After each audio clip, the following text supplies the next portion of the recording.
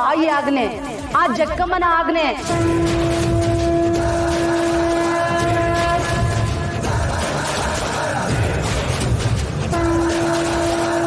ರೀ, ಇವ್ರು ಹೇಳ್ತಿದ್ದಾರೆ ಅಂದ್ರೆ ನಾವು ಸುಮ್ಮನೆ ನಮ್ಮ ಮನೆಗೆ ಕರ್ಕೊಂಡು ಹೋಗೋಣ ರೀ.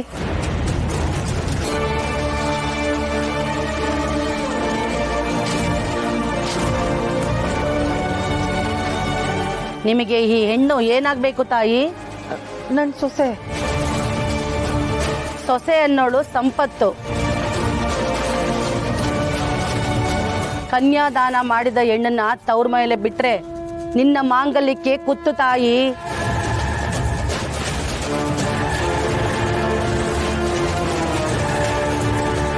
ಮೊದಲು ನಿಮ್ಮನೆ ದೀಪನ ನಿಮ್ಮ ಜೊತೆ ಕರ್ಕೊಂಡೋಗಿ.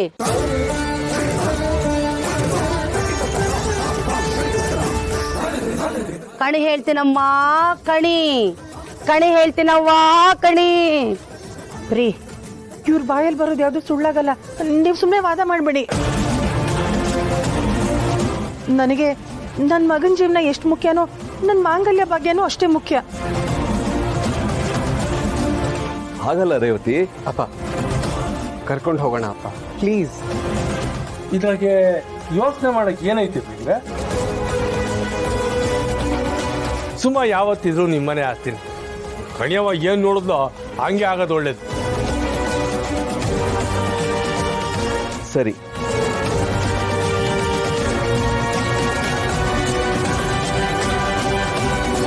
ಜೈ ಜಕ್ಕಮ್ಮ. ತಳ್ಳಕ್ ನಿಂತರ್ನ ತಡದ್ ನಿಲ್ಸಕ್ಕಿರೋದೆ ತಾಯಿ. ತಾಯಿ ನಮ್ದರ್ನ ಯಾವತ್ತೂ ಕೈ ಬಿಡಕ್ಕಿಲ್ಲ. ಜೈ ಜಕ್ಕಮ್ಮ.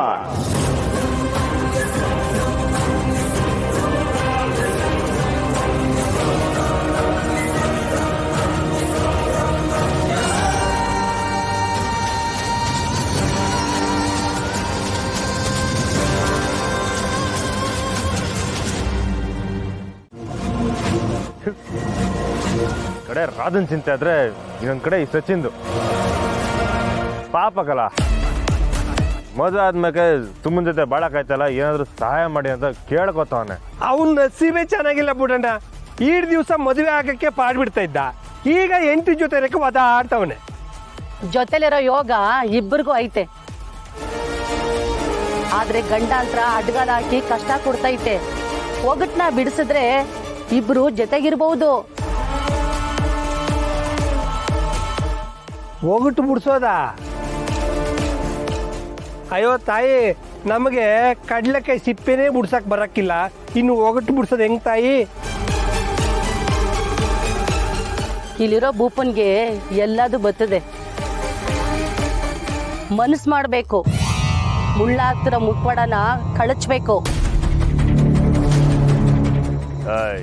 ಸುಮ್ಕಿರ್ತಾಯಿ, ಏನೇ ಸಮಸ್ಯೆ ಆದ್ರೂ ತಾಯಿ ಕಾಪಾಡ್ತಾಳೆ, ದೇವ್ರು ಕಾಪಾಡ್ತಾಳೆ ಅಂತೀರ. ಎಲ್ಲ ತಿಳಿದಿರೋ ನಿಮ್ ದೇವ್ರಿಗೆ ವಿರುದ್ಧಿ ಮಾಡಿ ಮದುವೆ ಆಗಿರೋರ್ಗೆ ಶಾಸ್ತ್ರದ ಹೆಸರು ಹೇಳಿ ದೂರ ಇಟ್ಟವ್ರೆ. ಇದು ನಿಮ್ ದೇವ್ರಿಗೆ ಕಾಣಿಸ್ತಿಲ್ವೇ? ಅದನ್ನ ಸರಿ ಮಾಡಕ್ ಹಾಕಿಲ್ವೇ? ಶಾಸ್ತ್ರ ದೂರ ಮಾಡಿದ್ರೆ ತಾಯಿ ಕಾಯ್ತಾಳೆ, ಆದ್ರೆ ಇದು ಮನುಷ್ಯ ದೂರ ಮಾಡಿರೋದು. ಹಿರಿ ಸ್ಥಾನದಲ್ಲಿ ಇದ್ದವ್ರೆ ಸಣ್ಣ ಬುದ್ಧಿ ತೋರ್ಸಿದ್ರೆ ಆ ತಾಯಿ ಏನ್ ಮಾಡ್ತಾಳೆ? ಹಿರಿ ಸ್ಥಾನದಾಗ ಯಾರದು? ಸಮಯ ಬಂದಾಗ ನಿನ್ ಮುಂದೆನೆ ಬಯಲಾಗುತ್ತೆ. ಆಗ ಆ ತಾಯಿ ನಿನ್ನ ಕೈಯಿಂದನೇ ಉತ್ತರ ಕೊಡಿಸ್ತಾಳೆ. ಅಂದ್ರೆ ಅಲ್ಲಿವರೆಗೂ ಆ ಪ್ರೇಮಿಗಳು ಹಿಂಗ್ ದೂರ ಐತೆ ಓದಾಡ್ಬೇಕಾ? ಅಲ್ಲ, ನಿಮ್ ತಾಯಿ ಅದಕ್ಕೇನು ಪರಿಹಾರ ಕೊಡಕ್ಕಿಲ್ವೇ? ಚಿಂತೆ ಮಾಡಬೇಡ. ಮನುಷ್ಯ ಎಷ್ಟೇ ಪ್ರಯತ್ನ ಪಟ್ರೋ ದೈವ ಬಲ ಅವ್ರನ್ನ ಒಂದ್ ಮಾಡುತ್ತೆ.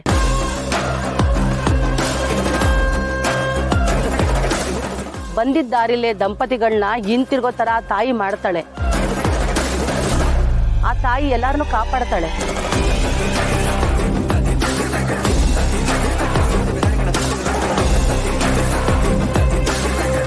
ಕಣಿ ಹೇಳ್ತೀನವ್ವ, ಕಣಿ ಕಣಿ ಹೇಳ್ತೀನವ್ವ, ಕಣಿ. ಏಟೇ ಪ್ಲಾನ್ ಮಾಡಿದ್ರು ಮತ್ತೆ ಸೊಸೆ ಮನೆಗೆ ಬರ್ತಾ ಇದ್ದಾಳೆ ಅಂತ ಟೆನ್ಷನ್ ಮಾಡ್ಕೊತಾ ಇದ್ದೀರಾ? ನಿಮ್ಗಳ ಸವಾಸ ಮಾಡಿದ್ಮೇಲೆ ಟೆನ್ಷನ್ ಮಾಡ್ಕೊಳ್ಳೇಬೇಕಲ್ಲ. ಕೋಪ ಮಾಡ್ಕೋಬೇಡಿ, ಇನ್ನೂ ಕಾಲ ಮಿಂಚಿಲ್ಲ. ಎಲ್ಲ ಕುತ್ತಿಗೆ ತಂದ್ಬಿಟ್ಟು ಇನ್ನೂ ಕಾಲ ಮಿಂಚಿಲ್ಲ ಅಂತ ಹೇಳ್ತಾ ಇದ್ದೀರಾ?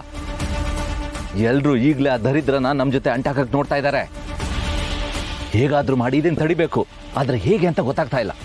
ನೋಡಿ, ನೀವೇನೇ ಪ್ಲಾನ್ ಮಾಡಿದ್ರು, ಏನೇ ನೆಪ ಹೇಳಿದ್ರು, ಈ ಮನೆಯವ್ರಂತೂ ಸುಮನ್ನ ನಿಮ್ಮ ಮನೆಗೆ ಸೇರಿಸದೆ ಬಿಡೋಕ್ಕಿಲ್ಲ. ಸುಮ್ಮನೆ ಟೆನ್ಷನ್ ಮಾಡ್ಕೊಂಡು ನಿಮ್ಮ ಆರೋಗ್ಯನ ಹಾಳು ಮಾಡ್ಕೊಳ್ಳೋಕ್ಕಿಂತ ಸುಮ್ಮನ್ನ ಮನೆ ಒಳಗಡೆ ಬಿಟ್ಕೊಳ್ಳಿ. ರಾಜಿ ಅವರೇ, ತಲೆಗಿಲೆ ಕೆಟ್ಟಿದೆ ನಿಮಗೆ? ಆ ಮುಸ್ರೆ ತೊಳಿಯೋರ್ನ ಬೀಗರು ಮಾಡ್ಕೊಂಡು ಆ ಬಿಕಾರಿಗೆ ಸೊಸೆ ಸ್ಥಾನ ಕೊಡ್ಬೇಕಾ? ಕೊಡ್ತಿರೋ ಬಿಡ್ತಿರೋ, ಆ 3 ಅಡಿ ನಿಮ್ಮ ಸೊಸೆನೆಯ. ಅವಳನ್ನ ದೂರ ಇಟ್ಟು ನಿಮ್ಮ ಮಗನ ದೃಷ್ಟಿನಾಗೆ ನೀವು ಕೆಟ್ಟವ್ರಾಗಕ್ಕಿಂತ ಒಳಗಡೆ ಬಿಟ್ಕೊಂಡು ಅವಳು ಸೊಕ್ ಮುರಿರಿ. ಸಾಹೇಬ್ರೆ, ನೀವು ಮನೆ ಒಳಗಡೆ ಸೇರಿಸ್ಲಿಲ್ಲ ಅಂತಂದ್ರೆ ಸಮಸ್ಯೆ. ಆದ್ರೆ ಅವಳೇ ನಾನು ಬರಕ್ಕಿಲ್ಲ ಬಾಳಕ್ಕಿಲ್ಲ ಅಂತಂದ್ರೆ ಸಮಸ್ಯೆನೇ ಇಲ್ವಲ್ಲ. ಏನ್ ಹೇಳ್ತಾ ಇದ್ದೀರಾ? ಸಾಹೇಬ್ರೆ, ನನ್ನ ಮಾತು ಕೇಳಿ. ನೀವು ಏನಾದ್ರೂ ನಾಟಕ ಮಾಡ್ಕೊಂಡು ಆ 3 ಅಡಿನ ಮನೆಗೆ ಕರ್ಕೊಂಡು ಹೋಗಿ, ಆಮ್ಯಾಕೆ ನಿಮ್ ವರ್ಷೆ ಶುರು ಮಾಡ್ಕೊಳ್ಳಿ. ನೀವು ಕೊಡೋ ಕಾಟಕ್ಕೆ ಅವಳೆ ಅಯ್ಯಯ್ಯೋ ಬಿಟ್ಬಿಡಿ, ನಾನು ಈ ಮನೇಲಿ ಇರಕ್ಕಿಲ್ಲ ಅಂತ ಓಡಾಕ್ ಬಿಡ್ಬೇಕು. ನಾನು ಅವಳಿಗೆ ಟಾರ್ಚರ್ ಕೊಟ್ರೆ ಕಂಟಿ ನಂಗೆ ಸುಮ್ಮನೆ ಬಿಡ್ತಾನ? ಏ ಸುಮ್ಮನೆ ನಾನು ಆ ಮನೇಲಿ ಬಾಳಕ್ಕಿಲ್ಲ ಅಂತಂದ್ಮ್ಯಾಕೆ ಕಂಟಿ ಬಂದ್ರು ಏನೂ ಆಗಕ್ಕಿಲ್ಲ, ಅವ್ರ ಅವ್ವ ಬಂದ್ರು ಏನೂ ಆಗಕ್ಕಿಲ್ಲ. ನೋಡಿ ಸಾಹೇಬ್ರೆ, ನಾವು ಸುಡೋದು ಯಾರಿಗೂ ಕಾಣಬಾರ್ದು, ಆದ್ರೆ ಕಾವು ಮಾತ್ರ ತಾಕ್ತಾನೇ ಇರಬೇಕು. ಒಸಿ ತಲೆ ಉಪಯೋಗಿಸಿ ಎಲ್ಲ ಕೆಲಸನೂ ಆಯ್ತದೆ.